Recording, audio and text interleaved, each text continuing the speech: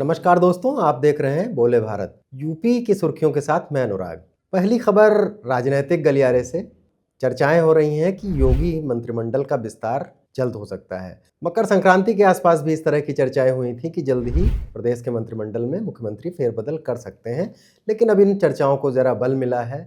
माना जा रहा है कि उत्तर प्रदेश में करीब 12 से ज़्यादा मंत्री बदले जा सकते हैं। इस समय उत्तर प्रदेश में कुल 54 मंत्री हैं और नियमों के मुताबिक मुख्यमंत्री 60 मंत्री तक मंत्रिमंडल में रख सकते हैं। यानी उनके पास 6 मंत्रियों की वैकेंसी तो है ही है, और 6 पदों की वैकेंसी के अलावा मंत्रिमंडल में कुछ फेरबदल भी हो सकते हैं। इससे मंत्रियों की संख्या 10-12 के आसपास ऐसे मंत्री हो सकते हैं जो नए बनाए जा सकते हैं। राजनीतिक साल है, ये होना ही था। इसकी चर्चाएं समय समय पर हो रही थी, लेकिन अब ये चर्चाएं जोर पकड़ रही हैं और ये माना जा रहा है कि जो नया मंत्रिमंडल विस्तार होगा उसमें अगले चुनाव की पूरी झलक होगी। उसमें राजनीतिक समीकरण, जातिगत समीकरण सभी का ध्यान रखा जा रहा है। कई नाम चर्चा में हैं, कुछ भाजपा के हैं, जैसे पूर्व प्रदेश अध्यक्ष भूपेंद्र चौधरी को फिर से मंत्री बनाया जा सकता है। अशोक कटारिया का नाम भी चर्चा में है। साध्वी निरंजन ज्योति के बारे में भी कहा जा सकता है कि कुछ क्षेत्रीय और कुछ जातीय समीकरण साधने के लिए उन्हें फिर मंत्रिमंडल में लिया जा सकता है। इन चर्चाओं में जिन लोगों के नाम छन कर बाहर आ रहे हैं, उनमें 2 नाम बड़े दिलचस्प हैं। एक नाम है मनोज पांडे का। जी, मनोज पांडे जो समाजवादी पार्टी के मुख्य सचेतक थे विधानसभा में। राज्यसभा चुनाव के पहले उन्होंने क्रॉस वोटिंग की थी और अब इस समय वो भारतीय जनता पार्टी के खेमे में है। तो अगर मनोज पांडे को मंत्री बनाया जाता है, समाजवादी पार्टी से आए हुए हैं, समाजवादी पार्टी के नेता रहे हैं, अखिलेश यादव के काफ़ी करीबी भी माने जाते रहे हैं। मनोज पांडे को मंत्री बनाकर शायद इस सुगबुगाहट को भी विराम दिया जाए और एक तरह से एक ब्राह्मण चेहरा लाकर ब्राह्मणों को ये संदेश दिया जाए। दूसरा नाम है पूजा पाल का। ये भी बहुत महत्वपूर्ण नाम है। पूजा पाल राजू पाल की पत्नी है। राजू पाल कभी बसपा के विधायक हुआ करते थे और इलाहाबाद में उनकी हत्या कर दी गई थी, जिसमें अतीक अहमद और उनके भाई अशरफ का नाम आया था। और अतीक अहमद हत्याकांड के बाद पूजा पाल ने प्रदेश सरकार की काफ़ी तारीफ की थी और धीरे धीरे राज्यसभा चुनाव के बहाने वो भारतीय जनता पार्टी के खेमे में आ गई हैं। पूजा पाल अगर आती हैं, मंत्रिमंडल में शामिल की जाती हैं, तो ये दिलचस्प होगा, क्योंकि इससे भी जातीय समीकरण मजबूत होंगे। अब आगे क्या होगा, मंत्री बनाना तो मुख्यमंत्री का विशेषाधिकार है, लेकिन जाहिर सी बात है कि इसमें 2027 के चुनाव की झलक पूरी तरह से मिलेगी। एक दूसरी खबर भी भारतीय जनता पार्टी से ही संबंधित है। चरखारी का वो मामला आपको याद ही होगा, जब जल शक्ति मंत्री स्वतंत्र देव सिंह का वहाँ के चरखारी के विधायक ब्रजभूषण राजपूत ने रास्ता रोक लिया था और रास्ता रोककर ये कहा था कि जल जीवन मिशन के तहत सड़कें खोद दी गई हैं, जिससे जनता को बहुत मुश्किल हो रही है, पानी नहीं मिल रहा है। और करीब 100 ग्राम प्रधानों के साथ उनकी लंबी काफ़ी देर तक बहस हुई थी स्वतंत्र देव सिंह की। इसको लेकर किस्म किस्म के बातें होती रहीं। ब्रजभूषण सिंह इससे भी आगे निकले और उन्होंने एक वीडियो में, कार्यक्रम में उनका एक वीडियो सामने आया जिसमें उन्होंने कहा, मैं मंत्री क्या, मुख्यमंत्री तक का घेराव करूँगा अगर जनता के काम नहीं होंगे। हालांकि उनके पिता गंगाचरण राजपूत, जो कि महोबा के पुराने नेता हैं, उन्होंने बीच में एक ट्वीट किया सोशल मीडिया पे, उनका भी एक पोस्टर आया। उन्होंने कहा कि भगवान उनके बेटे को सद्बुद्धि दे, लेकिन कुछ ही घंटों के बाद वो पोस्टर हटा लिया गया। उसके बाद इसे को लेकर पार्टी में काफ़ी गहमा गहमी हो रही है।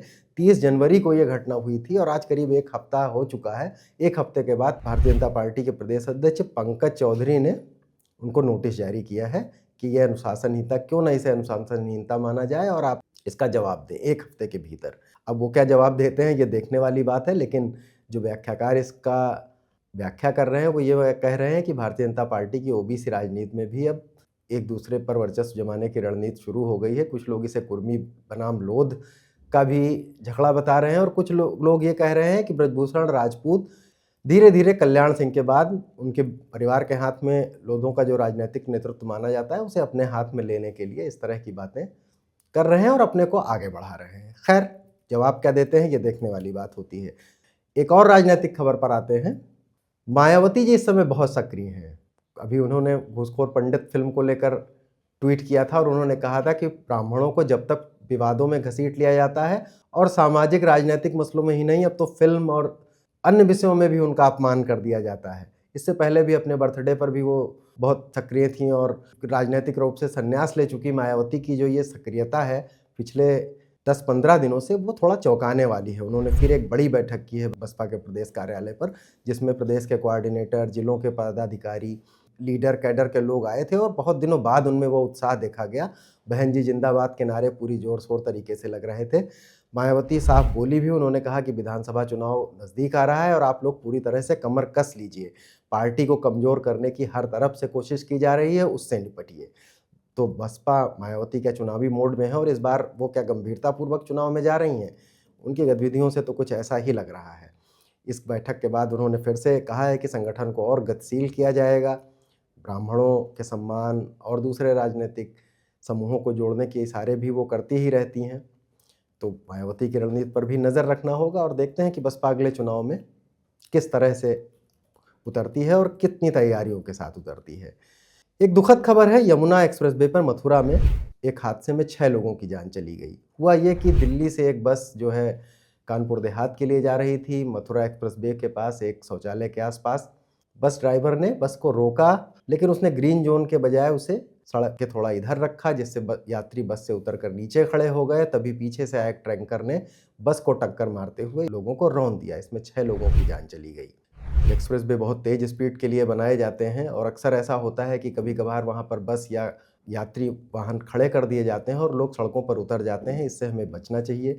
ये एक दुखद घटना है। मुख्यमंत्री ने भी इसका संज्ञान लिया है और अफसरों को निर्देश दिए हैं कि जल्द से जल्द उनका उचित इलाज कराया जाए।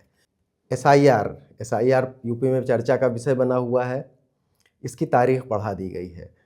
अब 6 मार्च तक एसआईआर होगा। आपके पास 6 मार्च तक मौका है कि आप अपना वोटर लिस्ट में आप अपना नाम बढ़ा सकते हैं, घटवा सकते हैं। उत्तर प्रदेश के मुख्य निर्वाचन आयुक्त नवदीप रेणवा ने इसको लेकर प्रेस कॉन्फ्रेंस करके बताया है कि चूंकि शिकायतों का निस्तारण की गति थोड़ी धीमी थी, बहुत सारी आपत्तियां हैं, बहुत सारी नोटिसें देनी हैं, इसलिए इसका समय 1 महीने तक के लिए बढ़ा दिया गया है और अब अंतिम मतदाता सूची का प्रकाशन जो है वो 10 अप्रैल को होगा। तो जाहिर है कि अगर वोटर लिस्ट में आपका नाम नहीं है या कुछ गलत है तो उसे सही कराने का समय बढ़ गया है। एसआईआर का मुद्दा अभी गर्म है। राजनीतिक विपक्ष इसको लेकर तरह तरह के आरोप लगा रहा है कि सरकार इसको प्रभावित करने की कोशिश कर रही है। अखिलेश यादव ने भी आरोप लगाए थे कि इसमें से भारतीय जनता पार्टी के इशारे पर नाम काटे जोड़े जा रहे हैं और इन शिकायतों की भी सुनवाई हुई है और एसआईआर की तारीखें बढ़ाने की भी मांग उन्होंने की थी, जिसको निर्वाचन आयोग ने स्वीकार कर लिया। तो यूपी की सुर्खियों में आज यहीं तक। कल फिर हाजिर होंगे। नमस्कार, धन्यवाद।